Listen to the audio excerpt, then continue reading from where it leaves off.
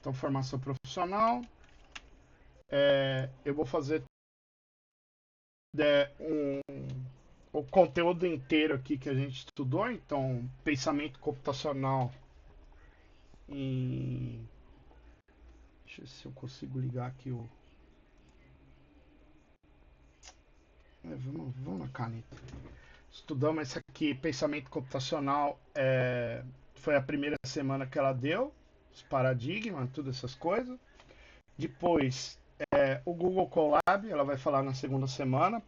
Por isso que eu estava comentando aqui com vocês que eu não daqui para cá já mudou o assunto. Colab já é uma coisa de Python, né? Depois ela fala de projeto de desenvolvimento de software e algoritmos na terceira semana. Já é outro assunto.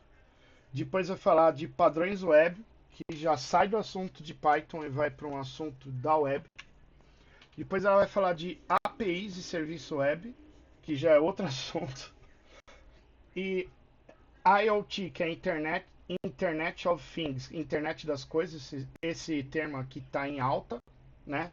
MQTT e o REST, que é MQTT, eu estudando essa parte de IoT, eu aprendi que é um protocolo de comunicação entre os componentes, depois eu explico aí para vocês. E a ciência de dados na semana 6, na 7, né, na verdade. Acho que é inverti aqui. Semana 6 é o IoT, esse está invertido com isso, depois eu desinverto lá. Então, semana 6 IoT MQTT, a semana 7 ciência de dados, e agora na última vai ter a revisão, sei lá o que ela vai falar, a gente vê aí se vai vir. Espero que não venha mais nenhum assunto, né, que morra por aqui. Bom, pensamento computacional então da semana 1, o que é capacidade de sistematizar, representar, analisar e resolver problemas, né? Deixa eu até trocar a cor aqui, porque agora...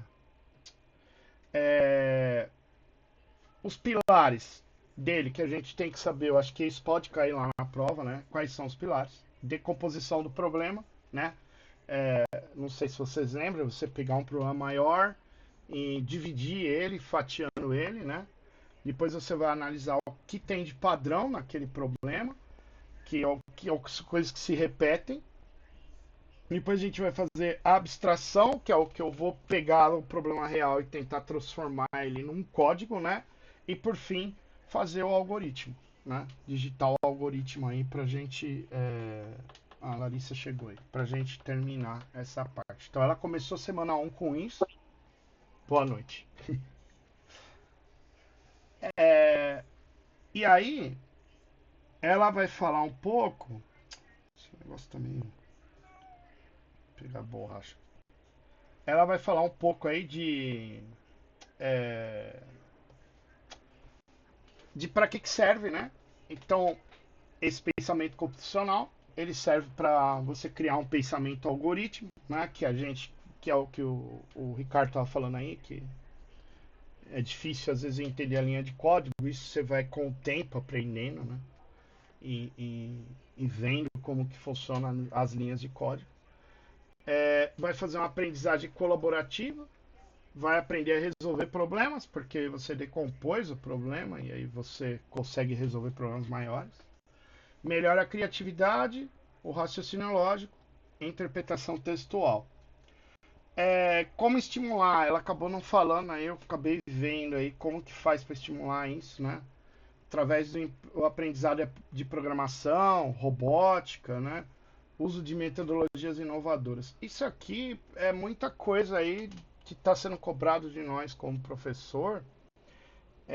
Recentemente eles colocaram letramento digital. Tem um eixo lá que eles chamam disso daí, que é a parte de programação, pensamento computacional, como que eu vou... Boa noite, Rafael, boa noite.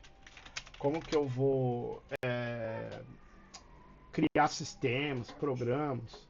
Aí isso já está entrando para a escola, né?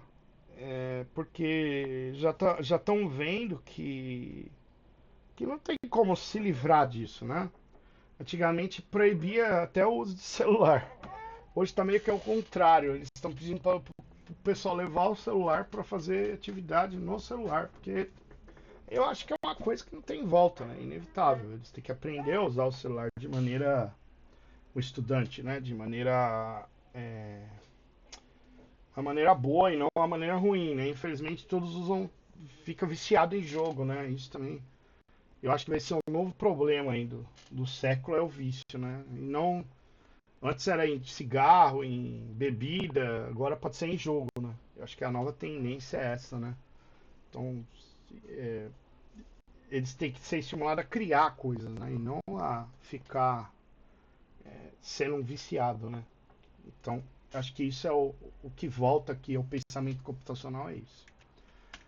Ah, aí ela vai falar um pouco na semana 1 da evolução, também ela falou. Falou dos mainframes, né? Que foi na década de 60, era aqueles computadores enormes que a gente está vendo aqui, né? Eram os mainframes, eram esses computadores gigantes que trabalhavam, né? O mainframe, a definição dele é essa, né? Um computador de alto desempenho, normalmente usado no processamento de dados em larga escala. Hoje, né? Hoje esses data centers, né? Esses mainframe enormes, é para isso. Na época, o que era larga escala a gente processa em casa, né? Praticamente. Então, porque tudo foi evoluindo, né? Em 1980, então, tivemos a rede de micros, computadores, emuladores. Em 90 já começa a criar redes, né? Pequenas redes de cliente e servidor. E hoje a gente já tem internet, rede social, né? Que chegou Facebook, Orkut, né? Eu cheguei a usar Orkut. O X, que agora bloquearam ele aí. Que mais? O Instagram, né? Entre outras aí. E a internet das coisas de novo, que é o IoT aí que ela fala e vem falando aí na última semana. Bom, nas últimas, né? As linguagens de programação, então, elas são usadas para comunicação com o computador, né? Constituídas de comandos que, quando usados corretamente, executam determinada ação. É aquilo que eu estava falando aqui pro Ricardo, né? Então, você digita um negócio em C, C++, né?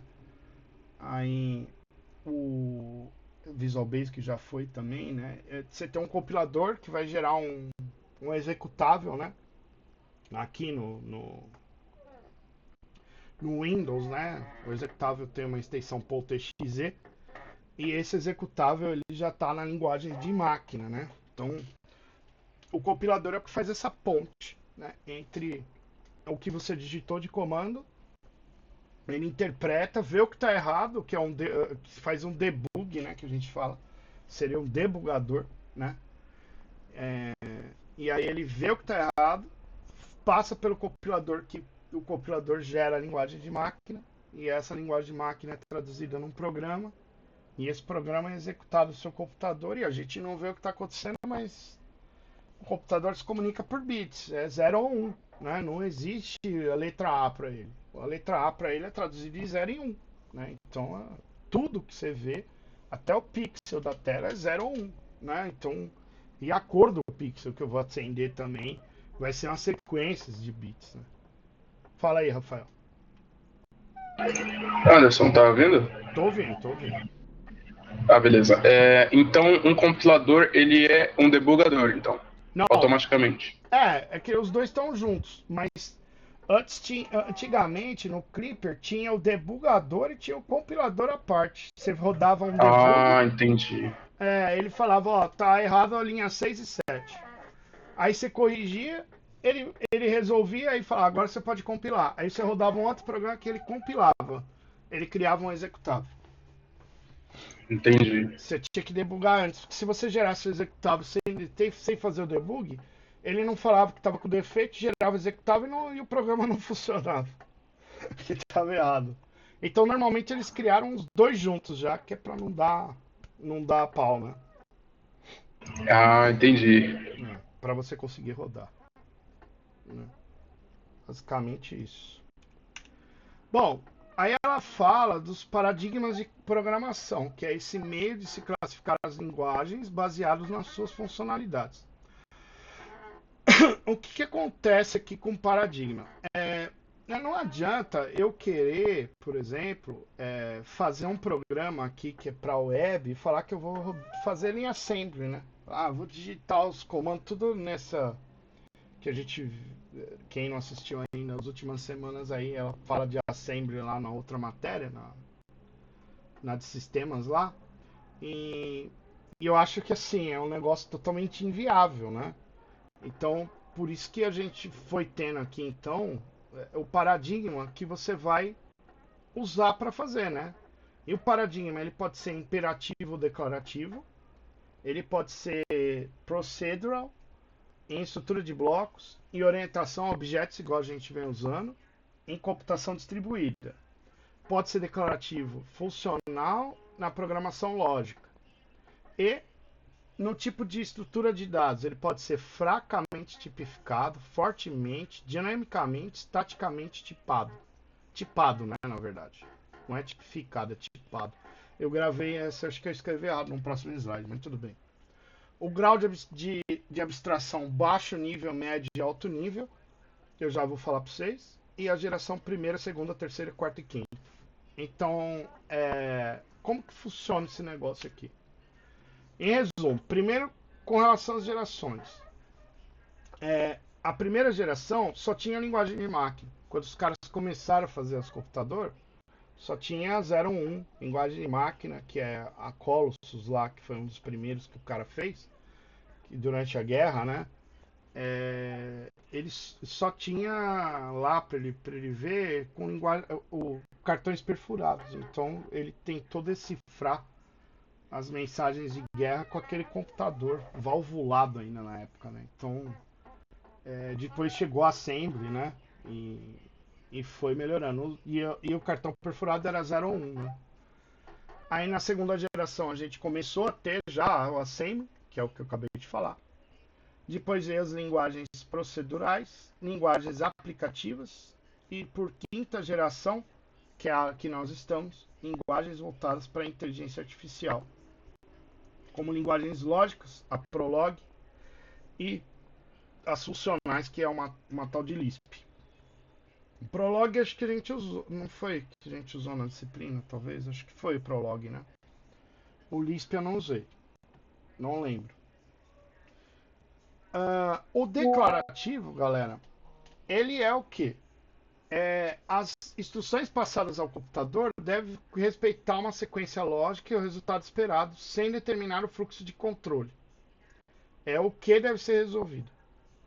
E o imperativo determina que as instruções postadas ao computador devem especificar passo a passo as ações que serão executadas. Como deve ser feito. Ultimamente, usou o Prolog. Foi o Prolog mesmo, né? Não estou errado. Então, a gente usa esse aqui, né? O imperativo.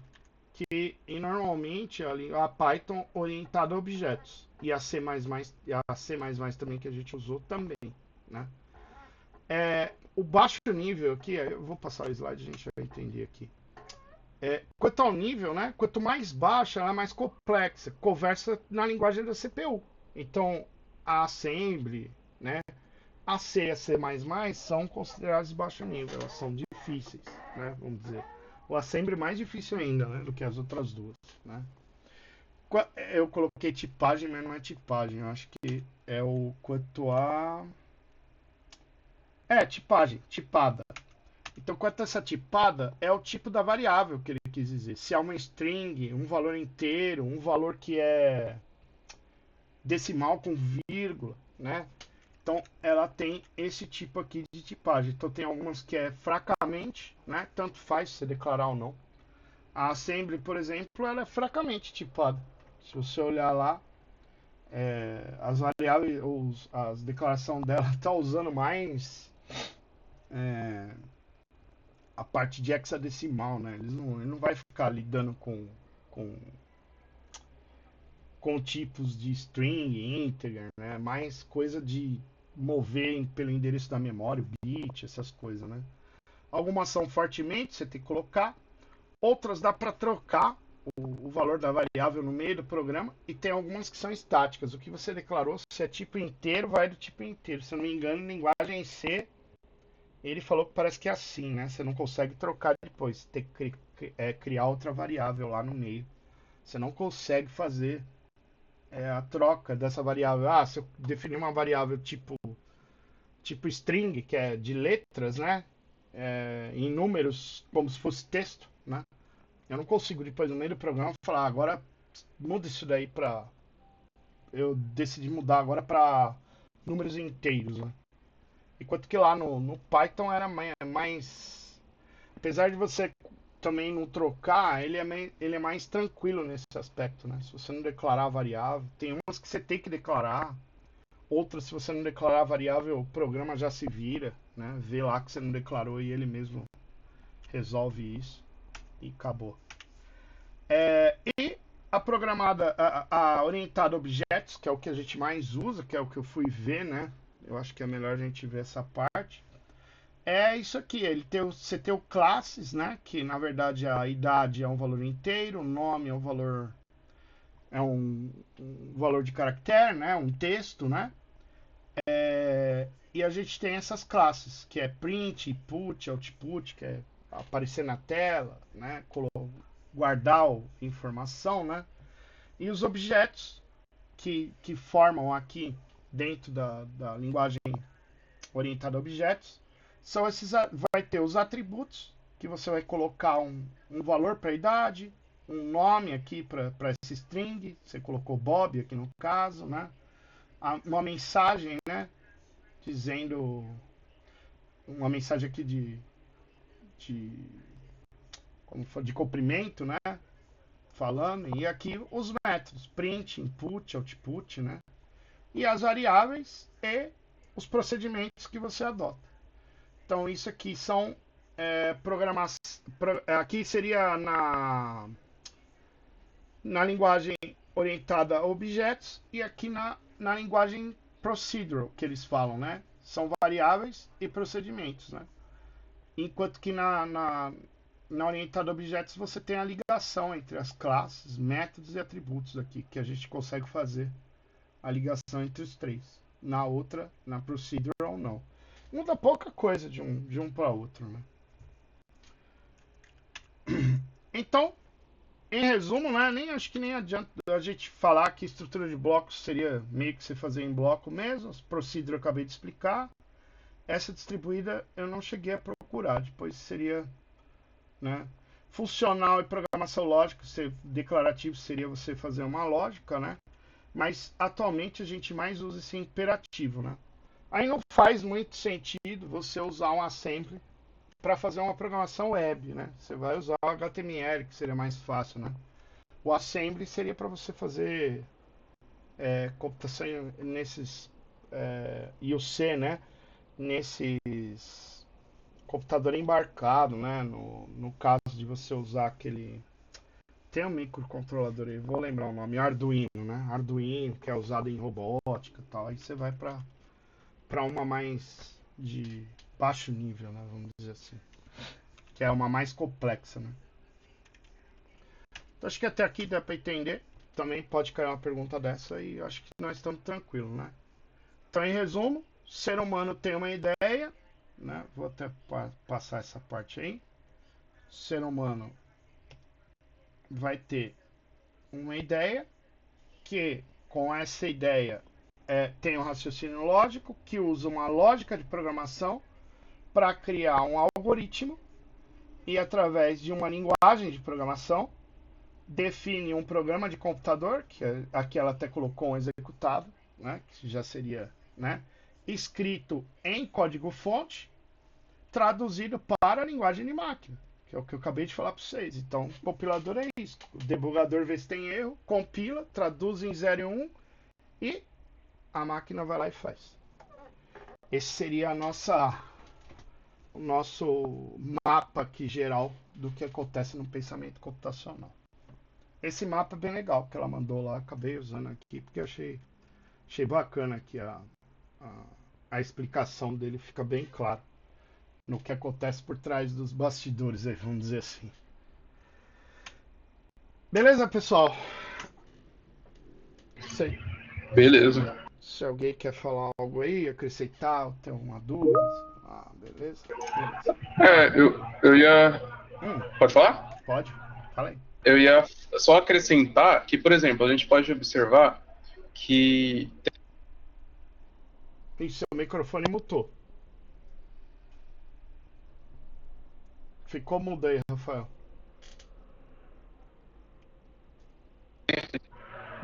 Hum? Agora voltou. Voltou? Voltou. Voltou? Então, aí a gente pode observar ali que em linguagem de programação, ou seja, aparece todas praticamente. Então, entra naquilo que eu disse semana passada, eu não lembro se foi semana passada, que para não focar em linguagem de programação, eu tava fazendo isso e tava me ferrando. Tava É, tentando, tava tentando aprender Python, Java, Script, C++, meu Deus. então, o problema é que eu acho assim, Rafael. Eu acho que para nós, pro trabalho, a gente vai ter que ter esse domínio, né? A faculdade, ela tá dando uma pincelada em tudo. Agora, é impossível aprender tudo isso ao mesmo tempo, eu acho.